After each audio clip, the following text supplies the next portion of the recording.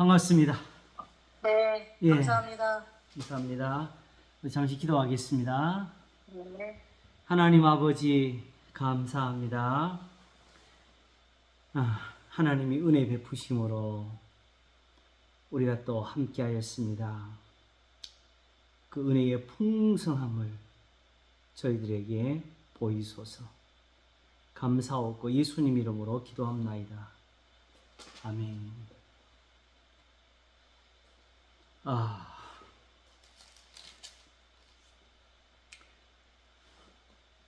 제가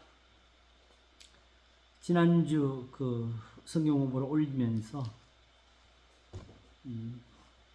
부제에다가 한 번에 보는 에베소서라고 해놓고 일을 썼는데 사실 그렇게 해놓고 나 보니까 결국은 이제 보여지니까 결국은 이렇게 한번 전체를 잡은 다음에 한 번 더 들여다봐야 되겠다. 어서 오세요. 지금 이제 막 시작했어요. 딴 게 아니라 지난 주일에 이제 제가 그 영상을 올리면서 부제를 달기를 한 번에 보는 에베소서라고 했는데, 야, 이제 보니까 참 귀한 그 선물이 우리한테 놓여있다는 것을 새삼 발견하게 되고, 오히려 지난주에도 잠깐 그 맛을 봤지만 지금 벌써 제가 1장만 가지고 계속 풀고 있거든. 앞에 오늘 아침 설교도 그랬고, 그게 있으니까 이게 다 돼요. 그 기록한 말씀에 하나하나가 다 살아있는 거. 그러고 보니까 지금 정확히는 이것도 지금 설명을 안 하고 놓치고 가는 것 중에 하나죠. 1장 14절에 13절, 그 안에서 너희도 진리의 말씀 곧 너희의 구원의 복음을 듣고 그 안에서 또한 믿어 약속의 성령으로 인치심을 받았어요. 성령의 인치심이라는 거, 이제 뭔지 알겠어. 그러니까 풀어야 되겠죠, 그렇죠? 그리고 14절에 이것을 가지고 이는 우리의 기업에 보증이 됐을 때 또 그 성령의 그 보증이라는 말이 여기서 이어지게 되고,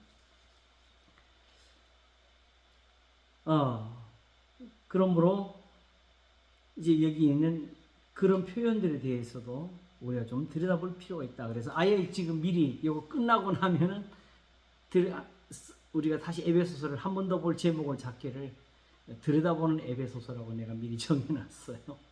이제 그 순서도 우리가 한번 유익하게 가지게 될 것 같아요. 이제는 보이니까.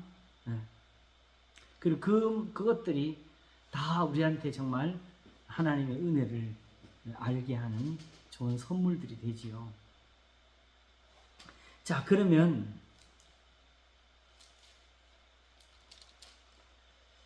이제 계속해서 지금 에베소서 2장 8절을 설교한 것에서 시작해가지고 은혜의 풍성함이라는 이 표현을 따라서 지금 에베소서를 계속 우리가 볼 수 있게 되었습니다.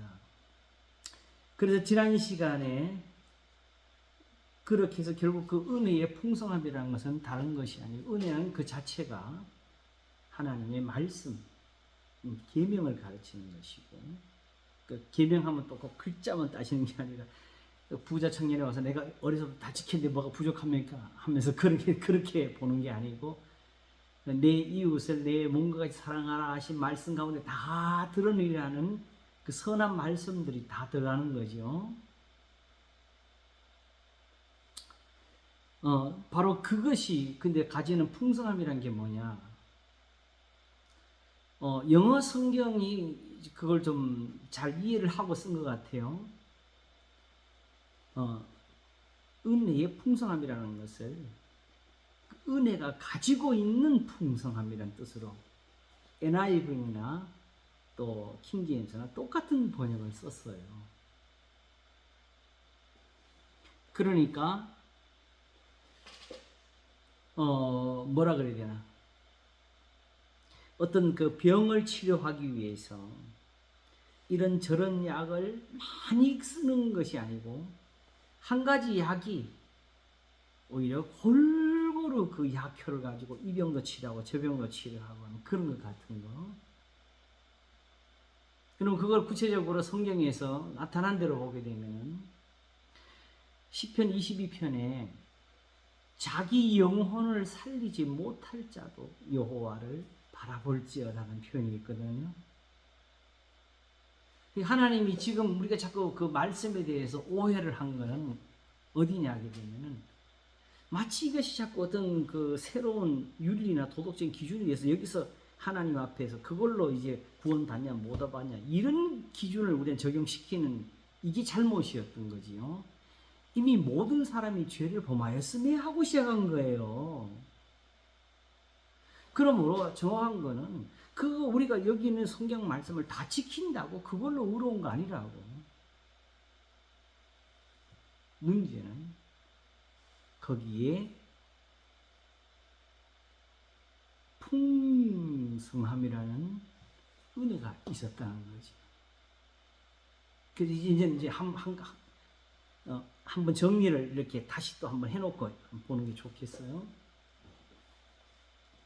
1장 7절이 이 모든 것의 그 답이고 정리예요.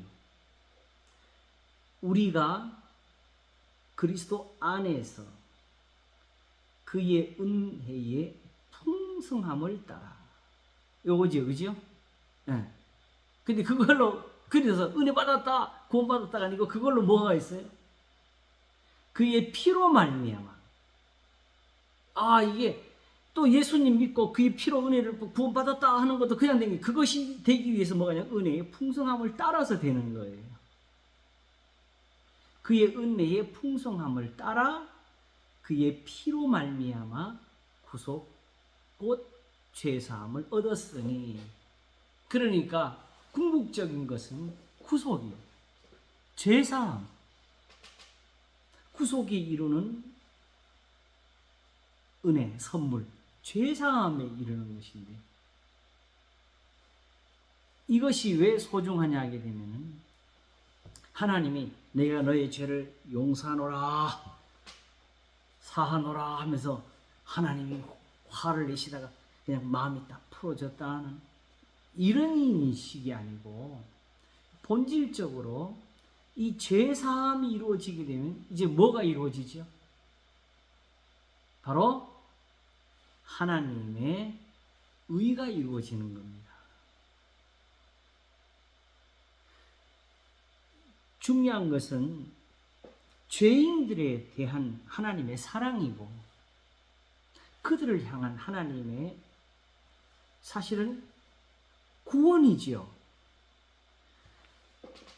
모든 사람들은 이런 것과 상관없이 주여를 외치면서 구원을 바라고 있어요. 그런데 하나님은 이 죄인들의 기도를 들으셔야 되기 때문에 무엇보다도 이들의 죄를 깨끗이 하지 못하면은 이 기도를 들어주실 수가 없습니다. 이제 모양이 나오지요, 그죠? 그러니까 하나님이 하시는 일은 죄사함 그 자체가 목적이 아니고 이 죄사함으로 그들을 구원하겠다. 그들의 기도를 이루어 주겠다. 이 뜻입니다. 하나님께는 모든 것이 있어요. 그러나 죄사함으로 말미암지 않고는 하나님이 이 구원을 낼 수가 없어서. 왜? 그렇게 하지 아니하면은 그게 불법이 되고 불의가 되니까. 이게 하나님의 의로우심에 대한 이해가 본질적으로 없으면 이것조차도 이해를 할 수가 없어요. 그냥 하나님이 그냥 다 봐주시면 되는 거고. 하나님이 그냥 자비로우시니까 하나님 앞에 열심히 기도하면 하나님이 그냥 들어주시면 되는 거고. 이렇게 생각하면 도무지 이 성경의 하나님의 모습을 이해할 수가 없는 거지요. 그러므로 중요한 것은 하나님이 우리의 기도를 들어주시는데 거기에 뭐가 필요해요? 의로움이 필요한 겁니다. 아시겠죠? 쉽게 말하면 공평함, 정직하게, 선함. 진실이에요. 그러므로 이런 것이 쉽게 말하면 재판하는 자리에서 볼 때에 그렇게 하는 것은 죄가 없다. 그거는 정당하다. 하는 이런 것이 이루어지는 것을 성경은 의라고 말하는 거예요. 근데 하나님께 그런 것이 있다는 걸 누가 상상을 했어요?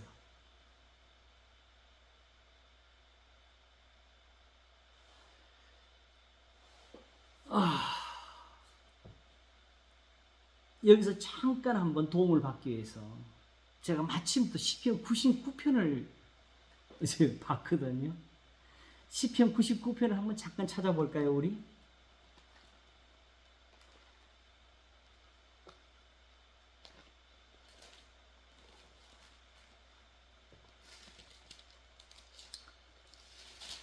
자,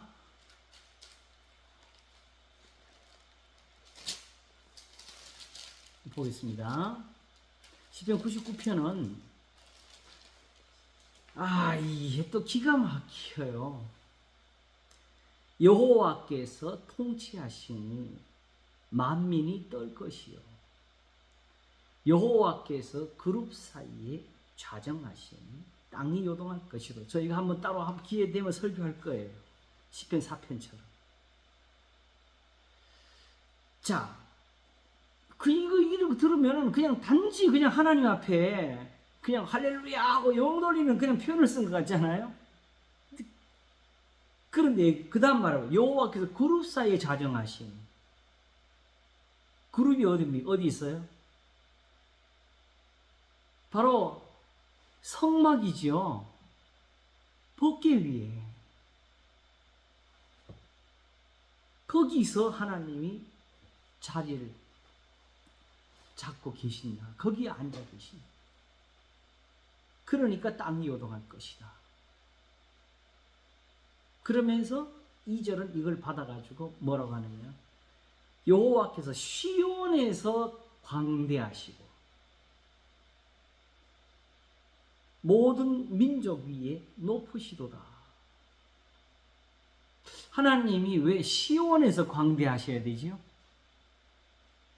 그래서 지금도 이 예루살렘에 대한 오해를 이렇게 해가지고 그냥 예루살렘에만 가면 되고 거기를 뺏어가는 사람이 이길 수 있다고 하나님께서 하나님 앞에 복을 받을 수 있다고 생각하는 것처럼 그런 식으로 지금 기독교와 유대교와 이슬람이 그 예루살렘 하나를 놓고 지금 싸우고 있는 그런 형상이잖아요.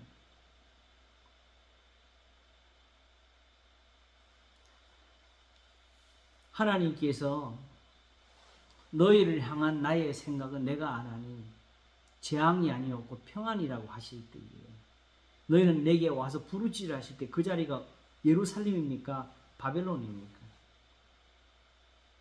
바벨론이었잖아요. 그 예루살렘에서 오히려 그들을 거기로 포로가 되게 하신 분이 하나님이시잖아요. 성전을 무너뜨린 분이 하나님이시고 그 하나님이 거하시던 그룹, 그치요? 예. 그 보좌를 무너뜨린 분이 하나님이시고 예루살렘으로 돌무더기 되게 하신 분이 하나님이시고 그런데 하나님께서 왜 지금은 그룹 사이에 좌정하시니까 땅이 요동할 것이고 시온에서 광대하시고 그럼 결국 하나님이 지금 그룹 사이에 좌정하신다는 표현이 결국 시온에서 광대하시다. 여기서 크시. 이 표현을 쓰는 거지, 그죠? 그러면 이 표현대로 합시다. 사실은 이렇게 해서 유대인들은 예루살렘이 하나님의 그 성이고 거기 있는 성전이 하나님의 집이라고 생각하면서 그렇게 자신들의 의를 정하는데 결국은 예수님은 오셔서 이 성전을 헐으라고 하셨고 그치요? 네. 스데반이 돌에 맞을 때 그들 앞에 증언한 것은 하늘은 나의 보호자요 땅은 나의 발등상이라 하셨지 않느냐 그 말로 인해 가지고 그들에게 고난을 받았지요. 그러면 지금은 어떻게 돼요? 시온에서 광대하십니까? 시온을 떠나시면 하나님의 크심이 없다는 뜻이 되잖아요. 그 이유가 뭐냐는 거죠. 3절은 받아서 주의 크고 두려운 이름을 찬송할지어다. 그는 거룩하시도다. 하나님의 이름은 이제 우리가 아는 대로 하나님의 말씀이지요. 그 교훈하신 거지. 결국 시온이 뭐냐? 이제 그 다음 말씀을 이어보세요. 왕의 능력은 어디서 오느냐? 공의를 사랑하는 것이라. 이 왕은 누구지요? 하나님, 여호와지요. 하나님이 어디 앉아 계세요? 그룹 사이. 왕의 능력은 공의를 사랑하는 것이라 하면서 여호와 주께서 공평을 견고히 세우시고 야곱 중에서 공과 의를 행하고 계시며 의를 행하시나이다. 거기가 어디예요? 시온이죠. 그죠? 그러므로 시온에서 높으시는 거기 시온에 뭐가 있어서? 하나님이 행하시는 공평, 공의가 있어서.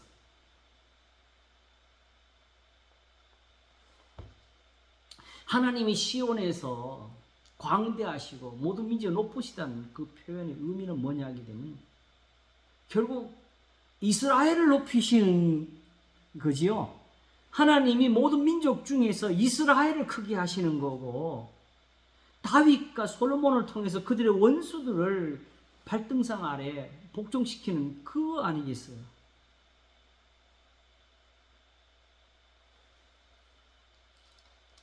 그런데 그걸 두고 하나님이 공평을 견고히 세우시고 야곱 중에서 공과 의를 행하고 계십니다.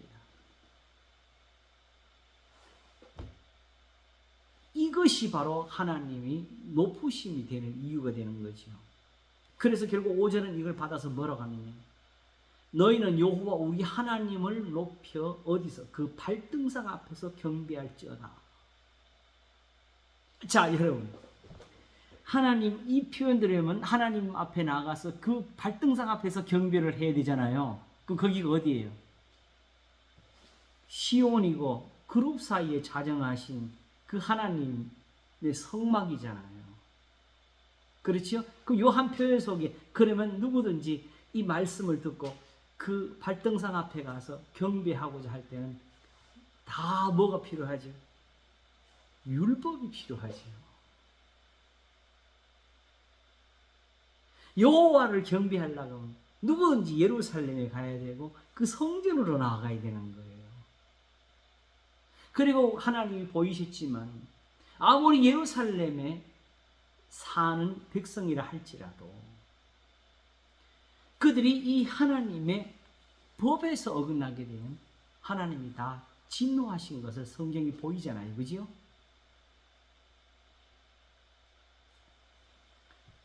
여기서 우리가 지금 두 군데 있는 표현을 잠시 지나쳤거든요. 3절에서 주의 크고 두려운 이름을 찬송할지라면서 그는 거룩하시도다 했고요. 그리고 5절에서도 마찬가지로 너희는 여호와 우리 하나님을 높여 그 발등상 앞에서 경배할지어다 그는 거룩하시도다 그랬어요. 어떻게 거룩하신 거냐?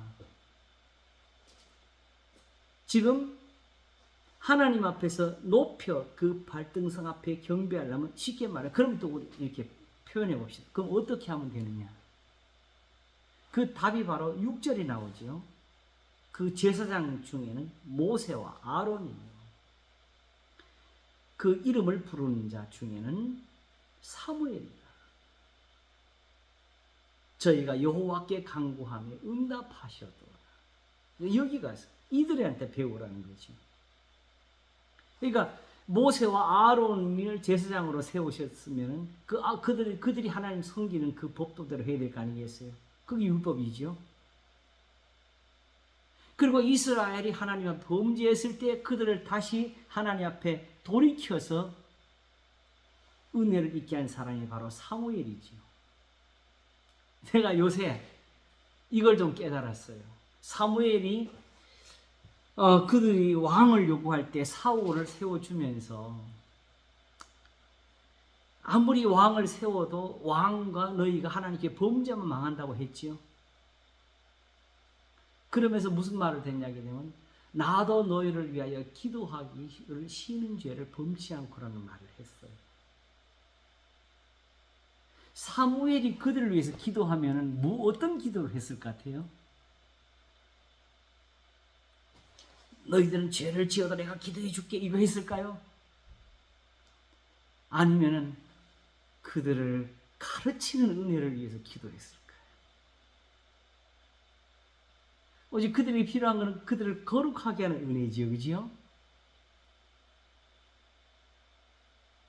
그러므로 그 이름을 부른 자 중에는 사무엘이 있다고 표현한 거고, 이들한테 왜 배워야 되냐? 이들은 하나님께 부르짖으니까 들어주시더라. 우리들은 안 되는데. 그 이들은 어떻게 해서 그런 은혜를 얻었느냐? 7절. 여호와께서 구름 기둥에서 저희에게 말씀하시니 저희가 그 주신 증거와 율례를 지켰도다. 자, 구름 기둥을 생각하면 어디가 떠올라요? 바로 출애굽이 떠오르고 크게는 시내산이 나오지요, 그죠? 근데 재밌는 게 있어. 모세와 아론은 그 구름 기둥에서 나온 음성을 들었어요. 사무엘은 그랬나요? 사무엘에게는 이런 것이 없었어요. 그치요? 그럼 사무엘은 어디서 들었어요? 바로 모세가 기록한 말씀에서 들었지요.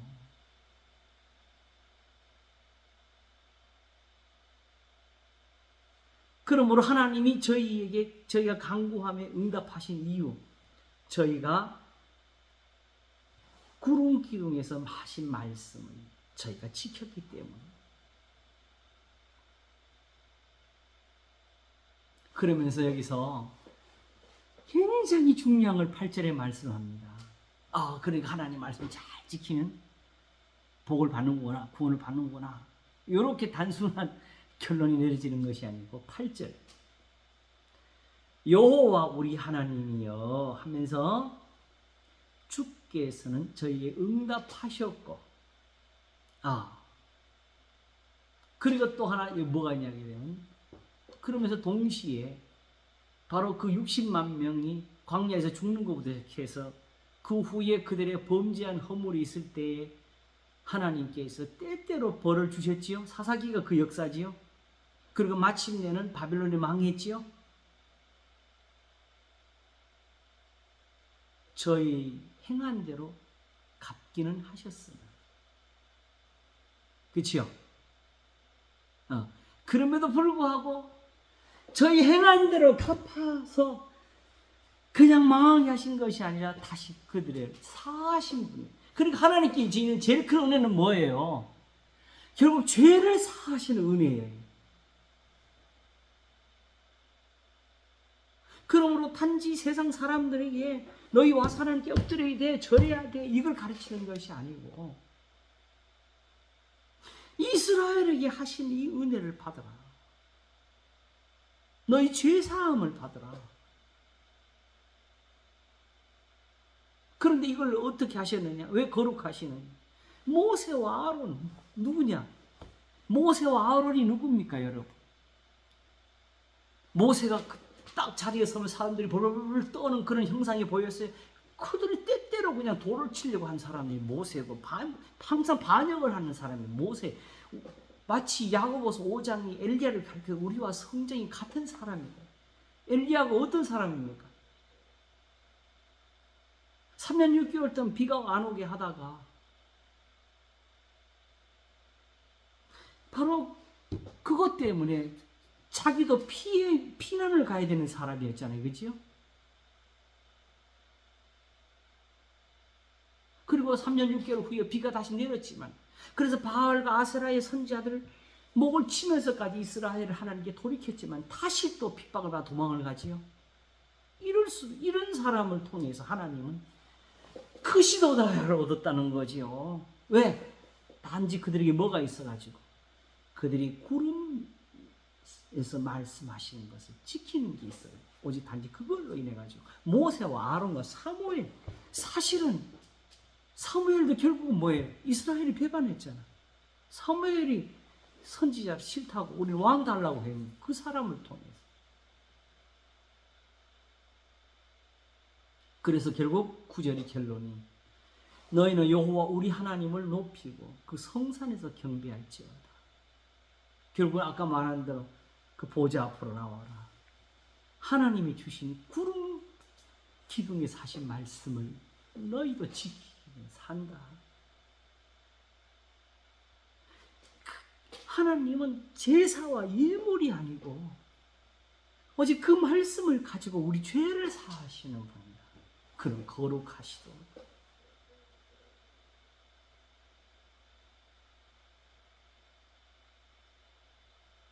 종교적인 어떤 신비가 없어요.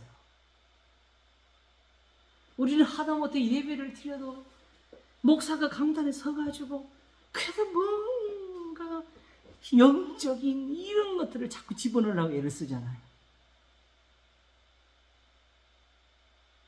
하나님은 전혀 그런 걸 쓰시지도 아니고 필요치도 아니하셨고 가르치도 아니하셨고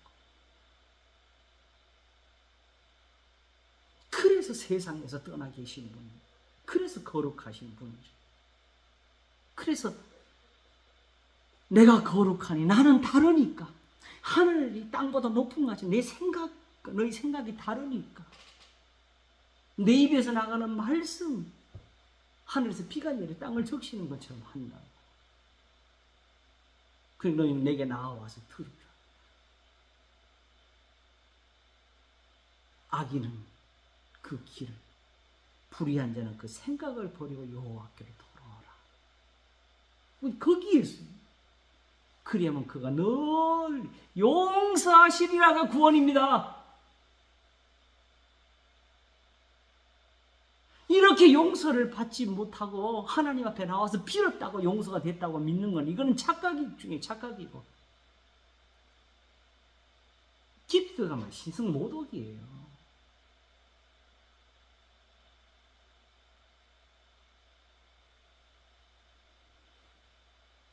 오늘도 예배 마친 후에 이제 전국에서 들어오신 우리 권사님 부부가 있어가지고 이제 또 커피 한잔 나누면서 대화를 하는데 우리 권사님 흥분을 해가지고 자기 친구 권사가 있는데 그 남편이 장로님 이제 하나님 앞에 부르심 받아서 그 장례식에 갔었나 봐. 그래 가서 이제 이 장모님 예수님 잘 믿고 있으니까 천국 가셨을 거라고 하면서 위로를 해주니까 대뜸 천국을 가도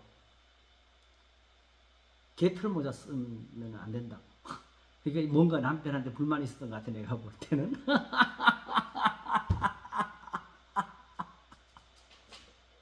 그래 우리 권사님이 목사님 천국 가면 개털 쓰는 사람도 있으니까 개털모자 쓰는 사람도 있으니까 천국에 가서 그런 게 있으면 천국이 아닙니다. 예수님 뭐라 그랬어요? 포도원에 일하러 오는 사람인데 미리 와서 일하는 사람하고 늦게 와서 일하는 사람하고 다 똑같이 그 급료를 줬다고 그지요? 그랬더니 먼저 온 사람이 불만을 가지고 나는 먼저 왔는데 왜 똑같이 주냐 했더니 내가 너한테 잘못한 게 뭐냐? 니한테 약속한 거 다 줬다. 다만 이 사람한테 더 주기로 네가 왜 불만을 갖냐고 뭐라고 하셨지요?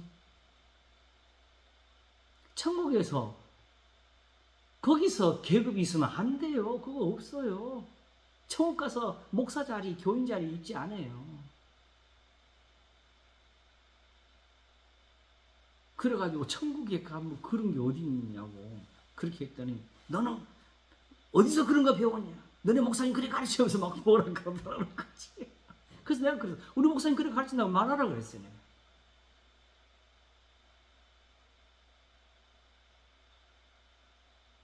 교회에서 봉사 좀 더 잘했다고, 헌금 좀 더 많이 했다고. 천국 가서 그것이 계급이 되면 예수님의 십자가를 모독하는 거지요. 우리가 그리스도 안에서 그의 은혜의 풍성함을 따라 그리스도의 피로 구속, 곧 죄사함을 받았으니 은혜도 내가 주야 주에서 은혜를 더 받은 그런 은혜가 아니었다는 거지요. 하나님이 처음부터 계획하셨고 일하셔가지고 그게 은혜예요. 하나님이 은혜를 내셨고 선물 은사를 베푸셨고 그게 바로 이제 오늘 우리가 다시 한번 마지막에 잠깐 본 거, 지난주에 잠깐 본 건데 바로 우리가 그리스도 안에서 그의 은혜의 풍성함을 따라 그리스도의 피로 구속고 제사를 받았을 때 그 다음 구절이 바로 뭐가 나오지? 이는 그가 모든 지혜와 총명으로 우리에게 넘치게 하사요. 이거 은혜 많이 받으라 은혜 주시옵소서. 은혜를 많이 받아낸 게 아니고 은혜는 분량이 아니에요. 은혜의 풍성함은 그 은혜가 가지고 있는 능력이에요. 저런 이스라엘의 범죄자들도 돌이키면 살 수 있는 거예요. 말씀만 가지고 돌아오면 모든 죄사함이 이루어지는 거룩하신 은혜. 그래서 아까 에베소 1장 3절이 그리스도 안에서 하늘에서 모든 신령한 복 우리의 복 주시되 뭘 하셨느냐? 창세전 우리를 그리스도 안에서 택하사 우리로 사랑 안에서 거룩하고 흠이 없게 하셨. 이 사랑 안에서 하나님의 말씀 은혜를 가리킨 겁니다. 하나님이 거룩하게 그 거룩을 우리가 하는 게 아니라니까. 성화 그러니까 또 우리가 하나님 앞에 막 노력해가지고 하는 성화가 아니고 우리는 이 말씀을 지킨다니까 내가 꽤나 하나님 앞에 또 막 헌신하는 것처럼 느껴져요. 그지요? 사실은 그 계명 지키기가 어려워. 왜? 내가 워낙 하나님 앞에 강팍한 게 많아가지고 못하는 거, 믿음이 약해가지고 그래서 우리한테 어려운 거는 맞아. 그러나 그렇기 때문에 그게 헌신이 돼가지고 하나님이 거기에 공로를 붙여서 상을 주시는 거 아니라. 여호와를 미워하는 자는 저에게 복종하는 찰지라. 저희 시대는 영원하리라는 그 하나님의 은혜가 가지고 있는 능력이 정말 하나님 앞에서 살려고 흉내라고 내는 사람한테 그런 선물을 주고 계신다는 거지요. 그래서 하나님이 그 시편에서 말씀하신 것은 내 백성이 내 말을 듣기를 원하노라 했어요. 그것만 하면 되는 걸 왜 이런지 모르겠다고. 내가 언제 재물을 요구했냐? 하나님 앞에 제사가 있고 제단이 있고 성막이 있으니까 우리는 그걸 막 굉장한 어떤 그 신비한 장소나 그런 은혜의 자리로 묘사하려고 애를 쓰는 게 이게 잘못이라니까. 당시에 돌아가서 보게 되면 이방인들이 가지고 있는 그런 제단과 비교하면 초라한 것이 성막은 그야말로 성막이에요. 장막이야.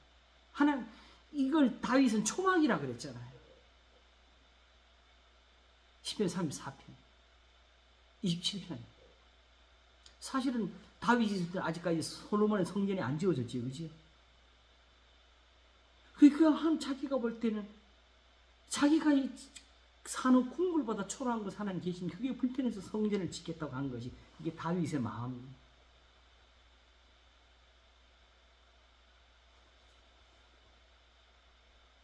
그런데 그런 성전에 계시면서 하나님이 다윗 성전 지으려고 그럴 때 짓지 말라 하시면서 내가 지금까지 어느 지파 어느 사사에게 왜 내 집을 안 짓냐고 요구한 적이 있었냐? 그것 때문에 벌준 적이 있었고 그것 때문에 꾸진 적이 있었냐? 지금까지 내가 장막에 살면서 다윗을 복준 하나님 아니냐?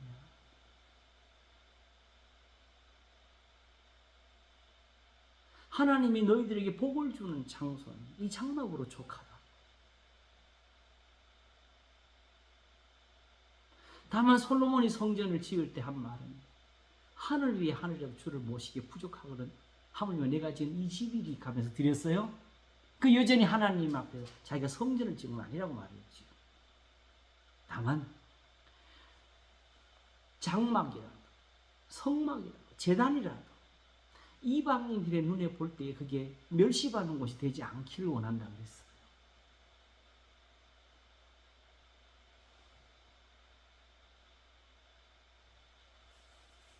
그러므로 결국은 은혜의 풍성함이라는 것은 무엇이냐? 하나님이 베푸신 진리, 그 말씀이 가지고 있는 은혜였다는 거지요. 그 말씀을 또 얼마나 다 지켰냐 완전한 이걸 따지는 게 아니고, 다윗이 하나님 은혜를 얻기 위해 산 행동이 뭐예요? 사울이 자기 눈앞에 자고 있을 때 단지 거기서는 그 사람을 못 죽인 게 그게 은혜고, 그것이 하나님 앞에 다윗을 이스라엘의 왕으로 세우는 그 풍성함을 만든 거예요.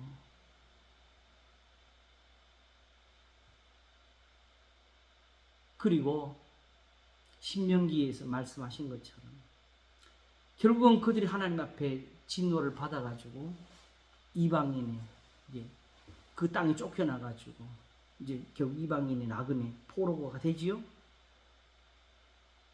그러나 그들을 다시 돌이킬 때는 단지 그들이 돌아와서 하나님의 계명을 지키면 된다고 했어요.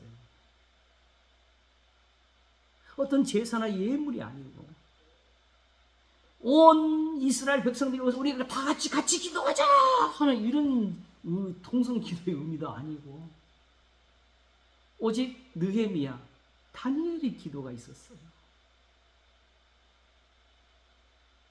다시 하나님의 말씀을 지키면 너희가 쫓겨서 하늘 끝에 가 있어도 다시 하나님이 돌이켜 주신다 하는 그 말씀을 의지하면서 하나님을 경외하는 자들의 말을, 기도를 들어주시라고 해서 하나님의 느헤미야의 기도를 듣고 그 사람으로 하여금 그 왕에게 은혜를 입어서 예루살렘의 총독으로 돌아와 에스라와 함께 성전을 짓고 예루살렘 성을 다시 쌓게 했어요. 이게 정확히 말하기면 그 당시 아직까지 완전히 독립하는 것도 아닌 상황에서 그 왕이 무너뜨린 성을 쌓는다는 것은 세상 말로 하게 되면 하나의 반역 같은 행위거든요. 그래서 주변의 사람들이 그게 옛날에 예루살렘에서 일어났던 일 때문에 그 추억 때문에 자기들이 당한 고통이 있어가지고 저거 다시 성전 세워지면 안 된다고 그거 방해하려고 계속해서 왕 앞에 바사 왕에게 편지를 보내면서 방해를 했지요. 이렇게 하면 반역이 되는 거라고.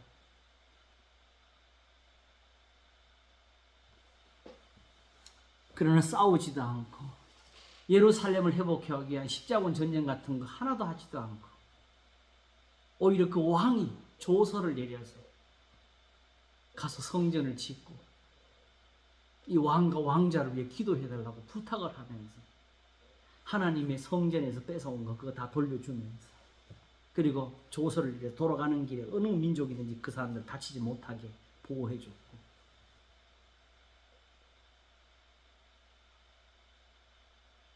그게 은혜의 풍성함, 오직 하나님의 말씀이 가진 능력.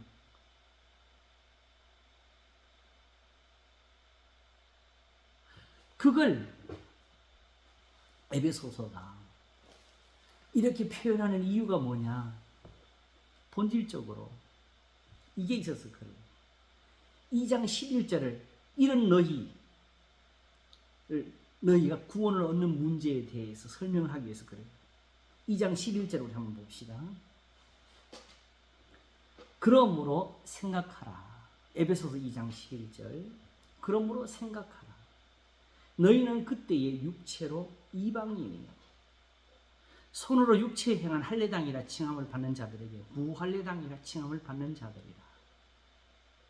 약속의 언약들에 대하여 외인이요 세상에서 소망이 없고 하나님도 없는 자이더니, 그치요? 네. 이제는 전에 멀리 있던 너희가 그리스도 예수 안에서 그리스도의 피로 가까워지는 이 교훈을 이들에게 주기 위함이거든요.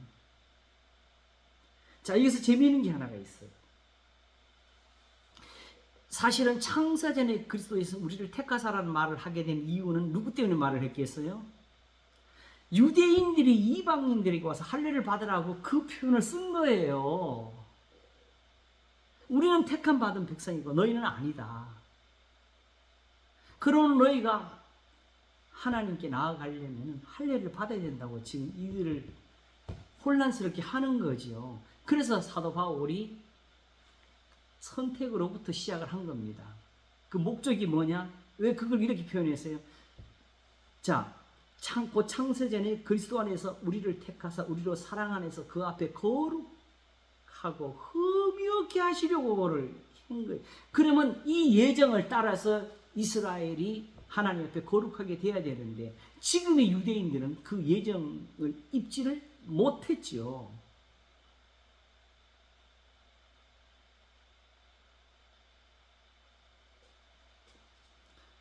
그러면 여기서 7절에 우리가 그리스도 안에서 그의 은혜의 풍성함을 따라 그의 피로 말미암아 구속과 죄성을 받았으니 할 때에 이 우리는 누구냐? 바로 이스라엘 그 조상들. 이 유대인들이 항상 자기들을 의롭게 표현할 때는 조상들을 핑계를 대거든요. 그들에게 약속이 있었고 소망이 있었으니까 우리는 그 후손이다. 핏줄이다. 이렇게 믿는 유대인들 때문에 나온 말씀이 바로 요한복음 1장 12절. 이는 혈통으로나 육정으로나 사람의 뜻으로 나지 아니하고 오직 하나님께로 난 자들이니라. 저렇게 믿는 유대인들은 하나님께로 나온 것이 아니다. 하나님께 나왔다면 지금 오직 영접하는 자, 그 이름을 믿는 자, 그 말씀을 믿는 사람이 되어 있어야 된다. 그러므로 지금 이렇게 표현한 이유는 뭐냐게 되면 지금 유대인들이 자랑하는 그 조상들이 받았던 은혜, 우리가 그리스도 안에서 그의 은혜의 풍성함을 따라 그의 피로 말미암아 구속과 제사함을 받았는데 그게 바로 구약이고 그게 바로 이스라엘인데 이들이 받았던 은혜가 지금 너희한테 있지 않느냐.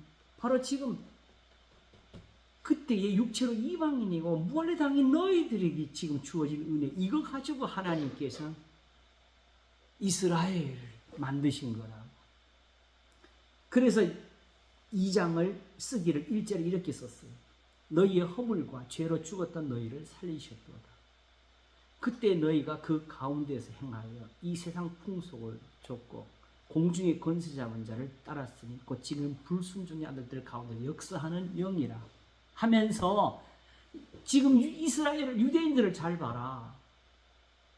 전에는 우리도 다 그 가운데서 행하여 육체의 욕심을 따라 지내면서 육체와 마음이 원하는 것을 행하여 다른 일같이 본질상 진노의 자녀였더니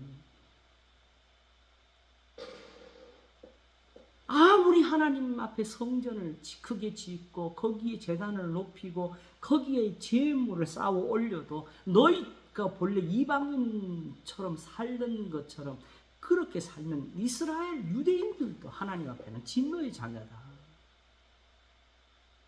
그러므로 너희가 만일 지금 전해진 복음을 버리고 오직 할례를 받아서 은혜를 얻고자 한다면 너희는 망하는 거야. 너희의 행하는 대로 하나님이 벌을 내리실 거다지. 그래서 이걸 깨우쳐 주려고 본질상 진노의 자녀인 우리를 하나님이 어떻게 살리지? 이거는 지금 유대인들이 아니고 이미 구약에서도 그랬어요. 그렇죠? 그걸 다 두고 하는 거예요. 전에는 우리도 그랬다고. 우리 조상들이 그렇게 했다고. 그래서 우리가 망했다고. 그게 몇 번인지 모른다. 사사기가 있었고. 그리고 다시 모세 이후로 그렇게 해서 결국 망해서 바벨론까지 갔다 왔고. 그래서 율법을 행한즉 할례가 유익하나 율법을 범한즉 그 할례가 무할례가 되었니라는 그런 표본이 된 게 유대인이라. 그런데 하나님이 그런 유대인을 바벨론에서 다시 돌아오게 한 것은 이런 역사가 바로 긍휼에 풍성하신 하나님이 우리를 사랑하신 그 큰 사랑을 인하여 허물로 죽은 우리를 다시 살려낸 게 지금의 다시 유대인이 되고 지금의 이스라엘이 된 거라는 표현이지요. 근데 지금의 유대인들 거기서 다시 떨어져. 그걸 버린 거예요. 또 다시 버려서. 그래서 또 함께 일으키사 그리스도 예수 안에서 함께 하늘에 앉히시니 이는 그리스도 예수 안에서 우리에게 자비하심으로써 바로 이스라엘이죠. 그 은혜의 지극히 풍성함을 오는 여러 세에 나타내려 하십니다. 하나님이 그러므로 이 표현을 왜 이렇게 썼냐게 되면 하나님은 처음부터 이스라엘을 택할 때 이스라엘이 아니었고 처음부터 이스라엘로 말미암아 그들의 찬송을 통해서 만민에게 이 은혜를 전하게 하려고 하신 것이었다. 결국 하나님이 너희한테 주려고 이 선물을 준비한 거다. 이 말씀을 한 겁니다. 그러니까 결국은 너희가 뭘로 구원받았게? 이스라엘이 이렇게 구원받은 건데 너희가 그 은혜를 인하여 믿음으로 말미암아 구원을 얻었나니 이것이 너희에게 난 것이 아니요 하나님의 선물이다. 이 믿음은 바로 1장 15절에 표현을 했어요. 이를 인하여 주 예수 안에서 너희 믿음과 모든 성도를 향한 사랑을 나도 듣고, 이제 에베소서 4장부터 주는 그 교훈을 따라서 이미 살고 있었던 것을 가리키는 거예요. 이미 바울이 이들에게 믿음을 전했으니까. 너희가 구원 얻은 게 그거였지. 하나님께 예배에 잘 드려서 얻은 게 아니라고 지금 가르쳐 주는 거예요. 그러므로 중요한 게 하나가 남았어요. 하나라는 표현을 자꾸 쓰고 있죠, 그죠? 그래서 이제는 전에 멀리 있던 너희가 그리스도 예수 안에서 그리스도의 피로 가까워졌느니라. 그는 우리의 화평이신지라 둘로 하나를 만드사 중간에 막힌 담을 허시고. 2장 14절. 상우가 보이네. 하이 상우. 자, 그는 우리의 화평이신지라 둘로 하나를 만드사 중간에 막힌 담을 허시고. 이렇게 있죠, 그죠? 그러면서 원수된 것 그 의문에 속한 계명의 율법을 자기 육체로 폐하시고 하셨으니 이는 이 둘로 자기 안에서 한 세 사람을 지어 화평하게 하시고 또 십자가로 이 둘을 한 몸으로 하나님과 화목하게 하려 하심이라. 이게 하나가 자꾸 나와요, 그죠? 그 이유가 뭐냐? 자, 여기 14절을 한번 2장 14절을 한번 이해해 봅시다. 그는 우리의 화평이신지라 하면서, 자, 잘 보세요. 막힌 담을 먼저 흘었습니까? 하나를 먼저 만드셨습니까? 중간에 막힌 담을 허시기 위해서 뭐 했어요? 하나를 만드셔가지고. 그러니까 담이 흐러진 게 아니고 둘을 하나로 만들어 보니까 담이 없어지는 거예요. 전에는 이방인과 유대인, 이스라엘이 구분이 왔고, 전에는 할례와 무할례가 구분이 왔었는데, 지금은 둘로 하나를 만드시려 보니까 담이 없어져 버린 거죠. 그렇죠? 그러면 어떻게 해서 하나가 됐느냐? 바로 은혜로, 믿음으로. 그렇죠? 그 이 은혜가 누구였어요? 본래 이스라엘에게 주신 풍성함이었어요. 그러니까 결국은 지금 그 조상들이 받았던 그 은혜가 어디 있느냐? 지금 이방인들에게 지금 와 있어요. 이걸 지금 강조하는 이유가 뭐냐? 거꾸로 지금 현재에서는 이 은혜에 떨어진 사람이 지금 누가 되죠? 그러니까 유대인들이 되는 거예요. 그래서 실제로 지금 현재는 이방인들을 향해서 이 말씀을 하시는데, 그들에게 주신 이 은혜가 확실한 것을 표현해 주기 위해서 바로 지금 이런 구조를 가지고 쓴 것인데, 바로 13절, 1장 13절과 14절을 확인하겠습니다. 그 안에서 너희도, 이제 도가 나와요, 그죠? 너희도 뭘 들은? 진리의 말씀을 들은 거다. 그러니까 은혜의 풍성이 이게 진리의 말씀으로 여기서 딱 돌아서지요. 이스라엘에게는 은혜를 주셨는데 너희한테는 말씀을 주셨다. 뭐예요? 그게 같은 것이 되죠. 진리의 말씀하면서 그게 뭐냐? 곧 너희의 구원의 복음을 듣고 그 안에서 또한 믿어 약속의 성령으로 인칭 받았는데, 그 이유가 뭐냐? 받았으니 왜? 바로 14절 하나님이 지금 거꾸로 그걸로 우리의 기업의 보증이 되사 유대인들에게 다시 조상들이 준 은혜를 다시 깨닫게 해주는 게 바로 너희라고. 아, 구원이 저기에 있구나. 이 성전이 있는 게 아니구나. 할례 있는 게 아니구나. 안식일이 아니구나. 제단이 아니구나. 절기가 아니구나. 예수 그리스도를 믿음이구나. 이게 조상들이 받았던 은혜구나. 우리의 기업의 보증이. 왜냐하면 그들이 바라던 구원이 보이거든, 저기에.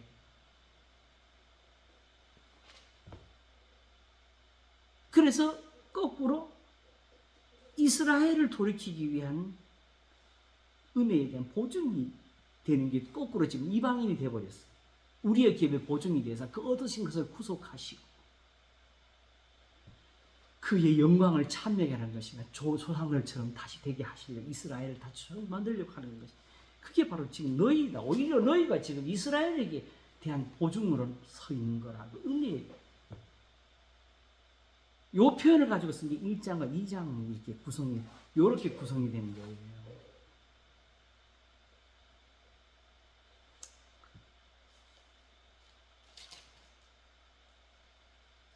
요걸 이제 좀 더 표현한 것이 이제 2장, 아까 본데, 이게 한 세 사람이라는 게 세 사람이고, 하나라는 표현은 뭐냐 하게 되면, 마치 삼위일체를 잘못 이해하는 것처럼, 한 덩어리, 뭐, 이렇게 한 민족, 뭐, 이런 식으로 이해를 하면 안 되고, 이 몸이 뭐지요? 거룩한. 하나님 처음부터 이스라엘이 원한 게 거룩하고 흠일케 하려는 거잖아요. 그죠?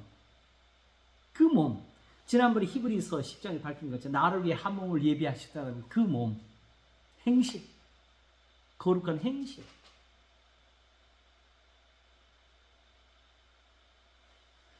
오늘 이것 때문에 에베소서 1장, 그래서 내가 이게 들여다보는 에베소서가 필요한 이유가 여기 또 있어요. 1장 15절부터 한번 읽어보겠습니다. 결국 하네. 여기서 다 해버리네, 그냥. 그래도 한번 또 한번 해야 되겠어요. 왜냐하게 되면 이렇게 한번 해도 또 한번 또 보는 게 또 필요하지, 그죠? 확인하는 게. 이를 인하여 주 예수 안에서 너희 믿음과 모든 성도를 향한 사랑을 나도 듣고. 그러니까 결국은 지금 이 성도들이 믿음대로 살고 있다는 걸 들은 거예요. 사랑이라는 게. 아시겠죠? 사랑을 나도 듣고 너희를 인하여 감사기를 맞이하게 하고 내가 기도할 때 너희를 말하노라. 우리 주 예수 그리스도의 하나님 영광의 아버지께서 지혜와 계시의 정신을 너희에게 주사 하나님을 알게 하시고 또 너희 마음 눈을 밝히사 그 부르심의 소망이 무엇이며 성도의 기업의 그 기업의 성도 안에서 그 기업의 영광의 풍성이 무엇이며 지금 똑같은 말을 쓰는 거죠. 그 은혜의 풍성이라는 표현이 지금 너희들한테 이렇게 있다는 걸 이렇게 배워주는 거예요. 그의 힘의 강력으로 역사하심을 따라 믿는 우리에게 베푸신 능력이 지금 크심이 어떤 걸 너희를 알게 하시거나 너희가 능력 구하니 예수님을 하나님이 이렇게 살리신 거라고. 그 능력이 그리스도 안에서 역사하사 죽은 자 가운데 다시 살리시고 하늘에서 자기 오른편에 앉으시. 이게 다 하나님이 그 은혜 너희 안에서 은혜에 베푸신 풍성한 그 능력이 지금 예수님 안에서는 이렇게 역사해가지고 하늘에서 자기 오른편에 앉히사 모든 정사와 권세와 능력과 또 주관하는 자와 오는 세상과 이 세상과 장차 오는 세상을 이끄는 모든 이름 위에 뛰어나게 하시고 교훈 예수님을 다시 살리신 그 능력 어디 그거 가지고 그거 바라보라. 또 만물을 그 발 아래 복종하게 하시고 그를 만물 위에 교회의 머리를 주셨느니라 하면서 마지막 절 23절에 교회는 그의 몸이니 만물 안에서 만물을 충만케 하신 자의 충만이라 했을 때 왜 이걸 이제 알았는지 모르겠어. 왜 교회가 그의 몸일까요?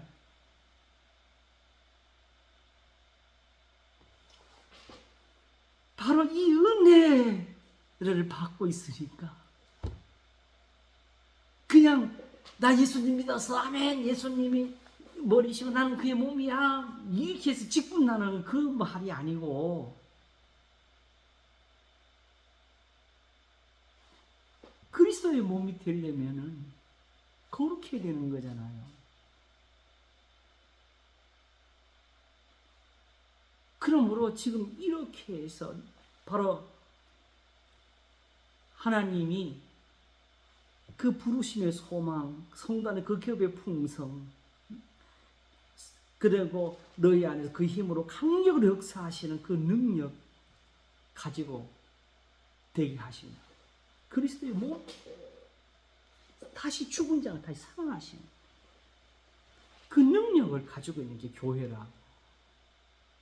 그러므로 너희가 능력을 바라니, 구원을 바라니, 저 이스라엘에게 조상들이 주셨던 그런 선물을 바라니,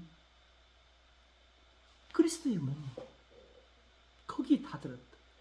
만물 안에서 만물을 충만케 하시니 충만이라고. 내가 너에게 전해 준 대로 그 진리대로 믿으면 되는 거라고.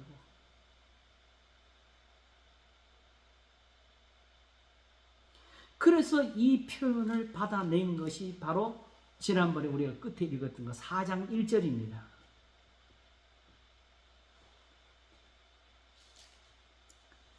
그러므로 주 안에서 갇힌 내가 너희를 권하노니 너희가 부르심을 입은 부름에 합당하게 행하라.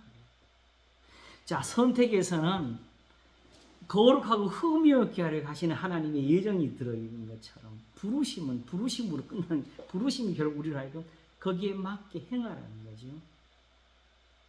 그래서 바로 로마서 8장에서 우리가 알거니와 하나님을 사랑하는 자 곧 그 뜻대로 부르심을 입은 자들에게는 모든 것이 협력하여 선을 이룹니다. 그냥 아무거나 이런 일도 저런 일도 세상에 그냥 뭉쳐가 좋은 일이 된다는 게 아니었다고요. 실제로 하나님 앞에 진노를 받으면서 이게 다 그래서 좋은 일 만들려고 하는 거 이렇게 해서 가면 안 돼요.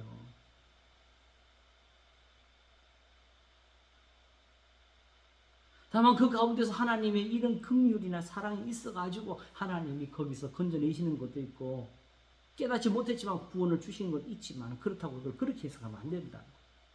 부르심을 부름에 합당하게 행하라.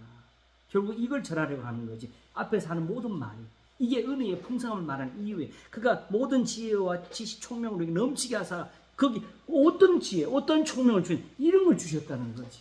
이런 걸로 그걸 그냥 하나님이 설교를 잘해가지고 깨달은 의미가 아니고 이런 지혜와 지식을 주셔가지고 우리가 믿음은 들음에서 나타났던 그런 믿음이 나오게 됐다는 게 하나님의 말씀을 행하면서 배운 거라.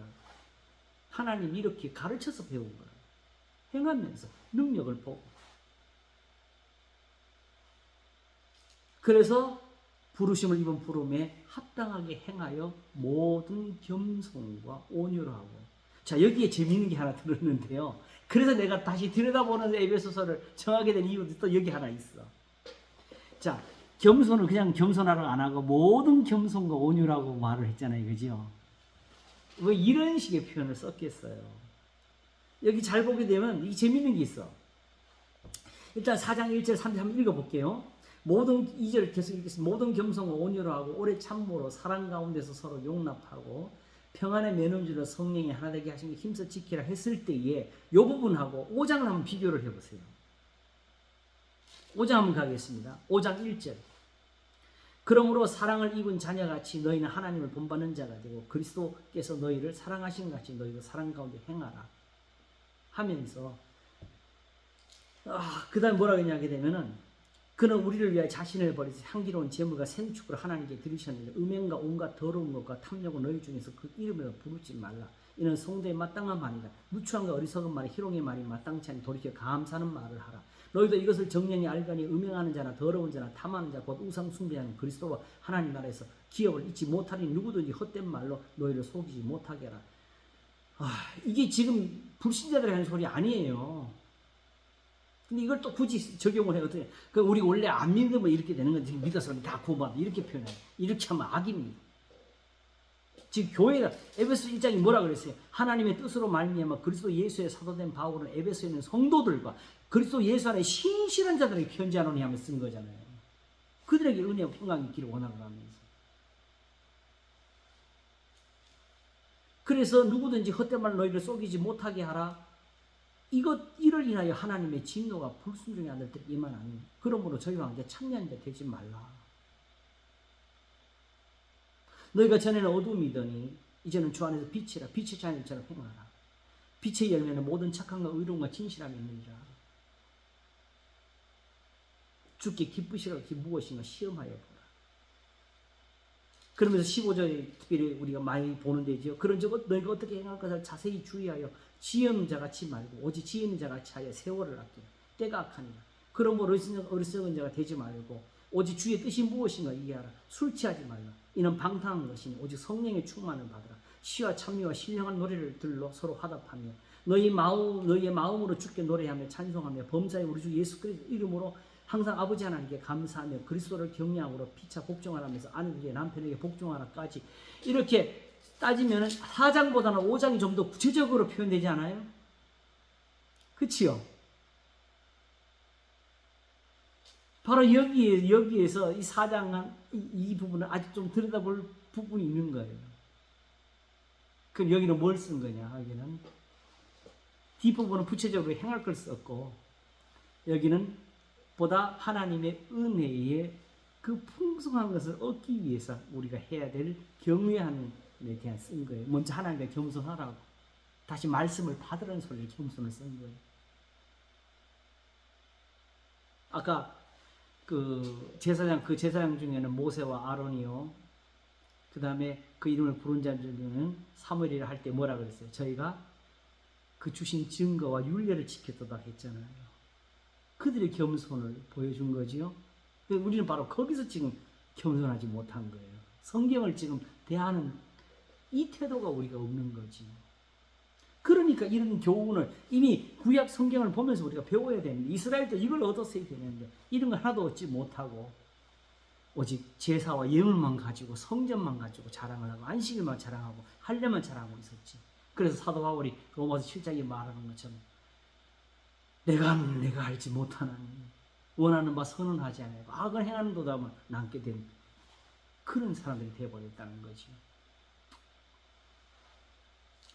이게 다 우리 이야기예요. 지금 교회 이야기예요.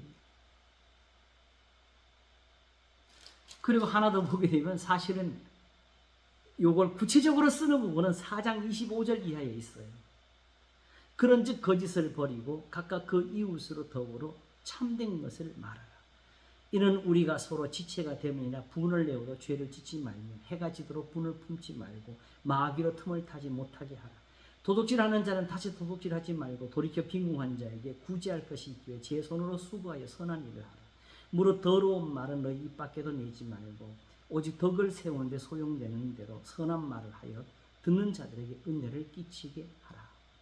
하나님의 성령을 근심하게 하지 말라. 이거는 이렇게 안 하면 하나님의 성령을 근심하게 하는 것이고 이렇게 안 하게 되면 바로 광야에서 하나님의 성령을 근심하게 해서 멸망을 받게 된 그 조상들처럼 된다고 지금 가르치는 거예요. 그러면 이 5장에서는 저희와 함께 참여하지 말라는 교훈이 나타났고 너희는 모든 악독과 노함과 분내가 떠드는 것과 해방하는 것을 모든 악의와 함께 버리고 서로 인자하게 하며 불쌍히 여기며 서로 용서하기를 하나님이 그리스도 안에 너희를 용서하신 같이 하라. 이게 바로 성령을 근심시키지 말라는 소리예요. 성령의 인치심도 이걸로 이제 해석이 돼요.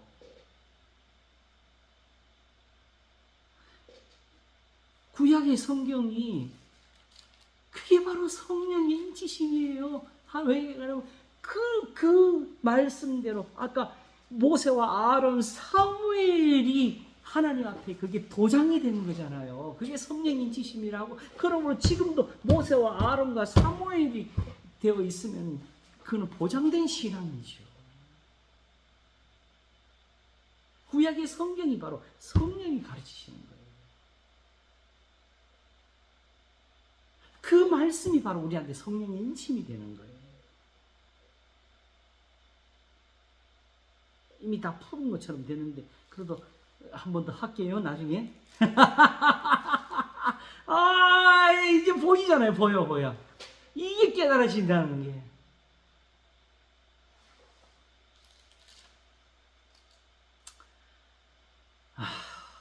그러므로 앞에서 모든 겸손과 온유로 하고는 요 모든을 넣은 말은 결국 뒤에 가서 요걸 가르치기 위해서 그런 표현을 쓴 거죠. 그리고 은혜의 풍성함은 이렇게 많은 교훈이 이렇게 들었다는 뜻이 아니고 결국 이것들이 우리한테 적용이 될 때는 어느 순간에 어느 한 가지 필요한 교훈이 하나씩 우리한테 오겠지요. 다윗이 사울을 대할 때는 오직 기름 부은 자를 치지만 그 교훈 하나가 그에게 은혜가 된 거거든요. 아시겠죠? 그 순간에 모든 계명이 다 들어와가지고 막 머릿속에 복잡한데서 주여 이거 어떻게 다 지키지 하면서 한 것이 아니었다는 거지요. 그리고 그 나발의 아내가 왔을 때는 오직 그 분을 그치는 거기 있었고,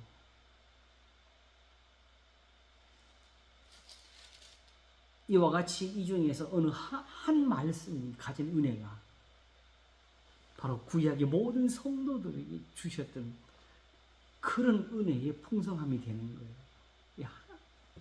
이걸 가르치는 거지. 너 말씀을 이거 다 외웠어? 다 지켰어? 이거 묻지 않습니다. 그러므로 이미 내가 하나님 앞에서 고민하고, 사실은 지금 어느 위치에든지 현재에서 내 고민은 내가 가진 상황에서 내가 뭘 해야 될까? 이 고민 하나가 지금 나한테는 큰 거잖아요. 그렇죠? 거기서 하나님 앞에 지혜를 구하는 거고, 거기서 지금 하나님 앞에 도움을 받고자 하는 거잖아요. 그렇죠? 그러므로 이미 우리는 은혜를 받은 사람이고요. 지혜라는 표현도 이제는 깨닫는데, 우리한테 필요한 거는 내가 어떻게 하면 하나님 앞에 나아갈까? 어떻게 하면 하나님 내 기도를 들으실까에 대한 거기서 지혜를 찾는 거예요. 무엇으로 기쁘시게 할까? 요게 우리한테 필요해서 성경은 지혜라는 표현을 쓴 것이고, 그러므로 이와 같이 은혜를 입지 못하는 것은 어리석음입니다. 이렇게 믿는 것은 성경에서는 지혜가 되는 거죠. 그래서 야고보서 1장은 고난 많은 성도들에게 너희 중에 누구든지 지혜가 부족하거든 모든 사람에게 후히 주시고 꾸짖지 않으면 하나님께 구하라 했고, 야고보서는 그 야고보서가 그들에게 지혜가 되게 만들어 줬습니다. 하나님 앞에서 정결하고 더러움이 없는 경건, 그 고아와 과부를 그 환난 중에 돌아보고 또 자기를 지켜 세속에 물들지 않은 이것이니라. 이 에베소서는 이 은혜라는 표현이 깨달아지면서 이렇게 다 풀어지네, 한 번에.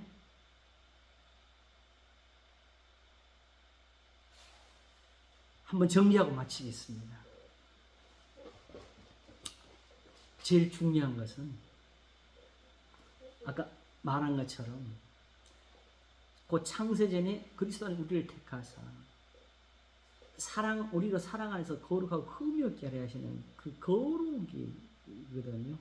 그 거룩은 왜 필요하냐? 하나님이 은혜를 주시기 위한 방법이 거기에 있는 거거든요. 뭐가?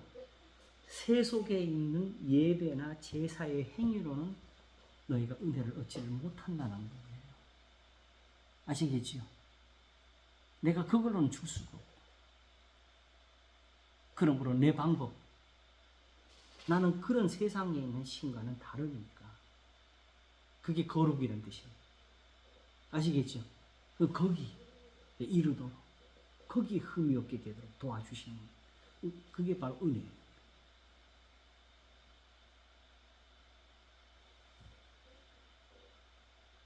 그래서 히브리서 12장에서 징계를 말씀하실 때, 징계가 당시에는 즐거워 보이지 않지만 마침내 우리를 하나님의 은혜에 이르게 하는 거라고. 그 은혜는 결국은 우리한테 필요한 게 거룩이 필요해서 그래요. 다시 말하면 양심을 깨끗하게 하고 말과 행실을 깨끗하게 하는, 이것이 왜 거룩이냐? 그냥 도덕적인 것이 아니고 예배에서 저 사람들은 예물을 드리는데 우리는 그것보다 이걸로 하나님을 지금 섬기는 길을 택하는 게 이게 거룩입니다. 아시겠죠? 이게 다르다는 거예요. 여기서 하나님은 뭘 이루시느냐? 이걸로 의를 이루시고, 아시겠죠? 그 하나님의 의를 가지고 예수 그리스도의 피뿌림을 우리한테 주실 수가 있는 거예요. 속죄를. 구속하신 은혜. 결국은 그리스도의 피가 궁극적으로 제일 높은 데서 우리를 건져내는 이 사랑을 만드신 겁니다. 그러면 더 이상 아무것도 묻지 따지지 아니하시고 오직 이 사랑 역사는, 그러므로 이제 그리스도 예수 안에 있는 자에게는 결코 정죄함이 없는, 그리스도 예수 안에 생명의 성령의 법, 이 계명의 율법, 하나님의 계명으로 된 이 사랑이 죄와 사망의 법에서 너희를 해방하였으니 육신대로 살면 죽는다. 아니, 제사로 해결할 줄 알면 알고 기도 많이 하면 될 줄 알면 죽는다 이거예요.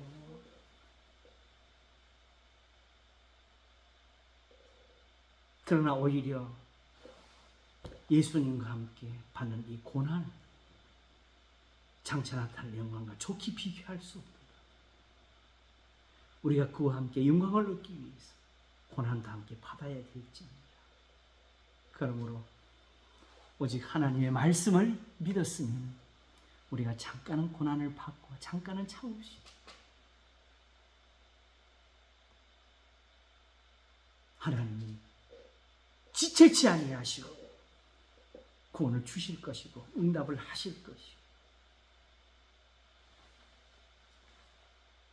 모세와 아론과 사무엘에게 응답하신 것처럼 우리에게도 응답을 하실 것입니다. 그 은혜의 풍성한 것을 우리가 지금 이 교훈으로 듣고 있다는 거, 그렇죠? 동일한 말씀으로 받고 있다는 거. 저도 사실은 많이 힘들어요.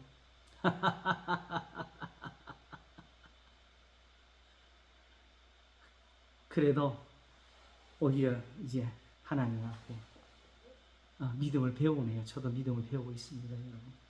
우리 같이 하나님 앞에 우리가 기도하면서, 뭐 여기 남자 여자가 없어요. 다 모세와 아론과 사무엘이 되시기를 바랍니다. 기도하겠습니다. 하나님 아버지 감사합니다. 하나님이 때가 찬 경륜을 위하여서 예정하신 것이 있어서 우리를 함께 부르셨습니다. 하늘에 있는 것이나 땅에 있는 것이나 다 그리스도 안에서 통일되게 하십니다. 우리가 다 그리스도 예수 안에서 그 은혜의 풍성함을 따라 거룩하게 되어서 그리스도의 피로 말미암아 구속, 그 죄사함을 이루시는 이 은혜를 얻습니다. 하나님 이것을 정하셨고 하나님 이것을 뜻하셨으니까 주님이 이루실 줄로 믿습니다. 그러므로 오늘은 주님과 함께 고난을 받습니다. 오늘은 주님과 함께 참습니다. 그러므로 우리도 하나님 앞에 함께 찬송으로 부르며 영광을 돌립니다. 현재의 고난은 장차 나타날 영광과 좋게 비교할 수 없도다. 하나님을 사랑하는 자, 곧 그 뜻대로 부르심을 입은 자들에게는 모든 것이 합력하여 선을 이루느니라. 주님이 이미 영화롭게 하신 성도들 같이 저희도 하나님의 영광을 보게 하소서. 감사하고 우리를 구속하신 구주, 오늘도 그 핏부림에 참여케 하시는 구주 예수 그리스도의 이름으로 기도합니다. 아멘.